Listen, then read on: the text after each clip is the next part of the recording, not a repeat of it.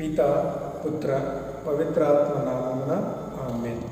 మన లోకరక్షకుడు కలువరినాథుడైన యేసుక్రీస్తు పరిశుద్ధమైన నామంలో మీ అందరికీ వందనాలు. ప్రియులారా, కొద్ది నిమిషాలు దేవుని ఆత్మీయ ఆదరణ మాటలు కొద్ది నిమిషాలు మనము ధ్యానించుకుందాం. ప్రియులారా, ఒక పక్షి ఎలా అయితే ఎగరడానికి రెక్కలు ఎలా అయితే సహాయపడతాయో, ఒక విశ్వాసి ఈ యొక్క శోధనలు, శ్రమలు, ఈ యొక్క పరీక్షలు అనేవి అదే విధంగా ఉపయోగపడతాయి, ఉపకరిస్తాయి అనేటువంటి విషయాన్ని మనందరము గ్రహించాలి.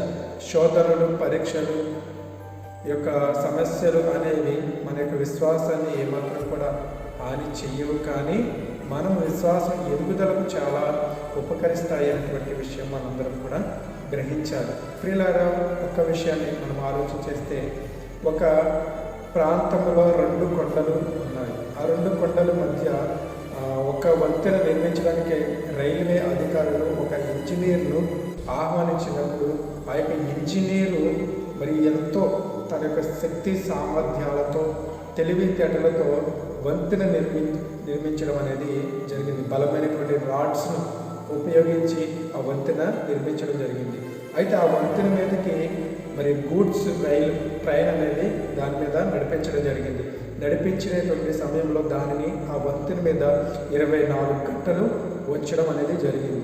ఆ ఉంచినటువంటి సమయంలో రైల్వే అధికారులు చూసి ఆ యొక్క ఇంజనీర్ని పిలిపించి, ఏమయ్యా ఇంజనీర్ గారు, ఏమిటి మీరు చేసే పని ఏమిటి?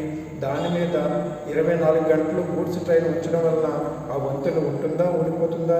ఆ ట్రైన్ ఉంటాయా, పడిపోతాయా అని ఆయనను అడిగినప్పుడు ఆయన చెప్పినటువంటి సమాధానం ఏమిటంటే, నేను నిర్మించినటువంటి వంతెన, నేను కట్టినటువంటి ఆ వంతెన ఎంత స్టామినా, ఎంత బలం ఉంది అని నేను పరీక్షించడానికే ఆ గూడ్స్ ట్రైన్ని వంతెన మీదకి ఉంచడం అనేది జరిగింది అనే విషయాన్ని ఆ ఇంజనీర్ గారు ఆ రైల్వే అధికారికి తెలియజేశారు. ప్రియులారా, ఈ యొక్క చెప్పబడినటువంటి ఈ యొక్క కథలో మరి భావం ఏమిటంటే, నిర్మించబడిన వంతెన ఎంత సామర్థ్యము, బలము ఉందని ఎలాగైతే ఇంజనీరు పరీక్షించాడో, మన యొక్క విశ్వాసాన్ని దేవుడు పరీక్షిస్తాడు. ఎలా అంటే, ఈ విధమైనటువంటి పరీక్షలు వచ్చినప్పుడు, సమస్యలు వచ్చినప్పుడు, ఇబ్బందులు అనేవి వచ్చినప్పుడు మన యొక్క విశ్వాసం అనేది ఏ స్థితిలో ఉన్నదనేది గమనించడానికే మన దేవుడు మన పట్ల కొన్ని ఆయన యొక్క అనుమతి ప్రకారము మనకు పరీక్షలు, శ్రమలు, శోధనలు అనేవి సంభవిస్తాయి అని మనం అందరం కూడా గ్రహించాలి. పరిశుద్ధ గ్రంథంలో ఎంతోమంది పరీక్షలు పొందుకున్న తర్వాతే వారి జీవితాలలో గొప్ప స్థానాన్ని దేవుడు వారికి అనుగ్రహించాడు. ఉదాహరణకి మనం చూసినట్లయితే యోబు గారు ఆ యొక్క జీవితంలో జరిగినటువంటి ఆ యొక్క పరిస్థితులను మనం ఆలోచన చేస్తే, దేవుడు మరలా రెండంతలుగా ఆశీర్వాదాన్ని ఆయనకి అనుగ్రహించి ఉన్నారు. అలాగే దానియేలు మరి జారీ చేయబడినటువంటి ఆజ్ఞ, మరి ఎలాగైతే ఆ ఆజ్ఞకు ఆయన లోబడకుండా ఆయన దేవుని మీద విశ్వాసం ఉంచి యెరూషలేము వైపు కిటికీలు తెరిచి మరి 3 సార్లు ప్రార్థన చేసినట్లుగా, యథావిధిగానే ఎప్పుడులాగానే ఆయన ప్రార్థన చేసినట్లుగా మనము చూస్తున్నాం. అయితే ఆయనకు వచ్చినటువంటి పరీక్ష ఏమిటంటే, ఆ యొక్క సింహ బోన్లో ఆయన వేయబడ్డాడు. అయితే ఆయనకి ఏమాత్రం కూడా భయం లేదు, ఆయనకి ఏమాత్రం కూడా ఆందోళన అయితే ఏమాత్రం కూడా కలగలేదు. ప్రియులారా, చూడండి, అక్కడ పరీక్ష పొందిన తర్వాత మరి ఆ యొక్క దానియేలుకి ఇవ్వబడినటువంటి స్థానము చాలా వృద్ధి కలిగినటువంటి స్థానం, చాలా ఉన్నతమైన స్థానాన్ని దేవుడు మరి రాజుగా దానియేలు గారిని ఉంచడం మనం చూస్తున్నాం. అదేవిధంగా మరి షడ్రకు, మెషకు, అబేద్నెగోలు ఆ యొక్క 90 అడుగులైనటువంటి విగ్రహాన్ని, వెడల్పు 9 అడుగులైనటువంటి విగ్రహాన్ని ఆరాధించమన్నప్పుడు, సాష్టాంగ పడమన్నప్పుడు షడ్రకు, మెషకు, అబేద్నెగోలు అనేవారు మరి ఎంత మాత్రం కూడా సాహసించలేదు. మరణానికి కూడా వారు సిద్ధపడినటువంటి సందర్భం మనము చూస్తున్నాం. అయితే వారికి ఇవ్వబడినటువంటి స్థానం ఏమిటంటే, గొప్ప అధికారులుగా మరి ఉన్నతమైన పదవులు వారికి ఇవ్వడము మనం చూస్తున్నాము. అలాగే ఎంతోమంది షడ్రకు, మెషకు, అబేద్నెగోలు ఎలా అయితే మరి పరీక్షింపబడ్డారో, మరి ఆ యొక్క అగ్నిగుండమైన పరీక్ష వారికి వచ్చినప్పుడు మరి వారి జీవితంలో జరిగినటువంటి ఒక అద్భుతం ఏమిటంటే, దేవుడు వారికి ఉన్నతమైనటువంటి పదవులు ఇవ్వడం మనము చూస్తున్నాము. చాలామంది ఈ విధమైనటువంటి పరీక్షలు పొందిన తర్వాత గొప్ప బహుమతి, గొప్ప బహుమానం, గొప్ప ప్రతిఫలము, గొప్ప ఉన్నతమైన స్థానాన్ని మరి పొందుకున్నట్లుగా మనం చూస్తున్నాం. ప్రియులారా, అగ్ని ఎలా అయితే బంగారం ఎలా అయితే అగ్ని చేత పరీక్షింపబడుతుందో, విశ్వాస జీవితం కూడా పరీక్షింపబడుతుంది. మరి ఆ విషయాన్ని మనందరం కూడా గ్రహించాలి. ప్రియులారా, యేసుక్రీస్తు ప్రభువారు ఆ యొక్క బాప్తిస్మం పొందుకున్న తర్వాత 30 సంవత్సరాల ప్రాయంలో ఆయన ఎడారికి కొనుకోబడ్డారు. పవిత్రాత్మ శక్తి చేత మరి ఆత్మ ప్రేరేపణతో ఎడారికి కొనుకోబడినప్పుడు అక్కడ 40 దినాల ఉపవాసము మరి ప్రార్థనలతో ఆయన కొనసాగించిన తర్వాత ఆకలి కొన్నప్పుడు వారి దగ్గరకు సైతాన్ అనేది రావడం జరిగింది. సైతాన్ ఎంతగానో మొదలుపెట్టినా, ఎంతగానో ఆశ పెట్టినా కానీ దానికి లొంగకుండా, లోపడకుండా మరి ఆయన ఎంతో దృఢమైనటువంటి నమ్మికతో ఆయన ఉండడం మనము చూస్తున్నాం. ఆశ కల్పించింది, పలు విధాలుగా శోధించింది. మొదటిగా, నీవు దేవుని కుమారుడు అయితే ఈ రాయిని రొట్టెగా మార్చమని అడిగింది. ఆయనకి అసాధ్యమైనది ఏది లేదు. ప్రియులారా, 5,000 మందికి ఆహారం ఇచ్చినటువంటి దేవుడు, 5 రొట్టెలు 2 చేపలను 5,000 మందికి ఇచ్చినటువంటి ఆహారం ఇచ్చినటువంటి దేవుడు ఇక రాయిని రొట్టెగా మార్చడం ఆయనకి అసాధ్యమైనటువంటి పని కాదు. ఎన్నో కార్యాలు చేసిన గొప్ప దేవుడు, ఆకాశం మన్నాను కురిపించినటువంటి దేవుడు, ఎన్నో అద్భుత కార్యాలు, ఆశ్చర్యకార్యాలు చేసినటువంటి దేవుడు.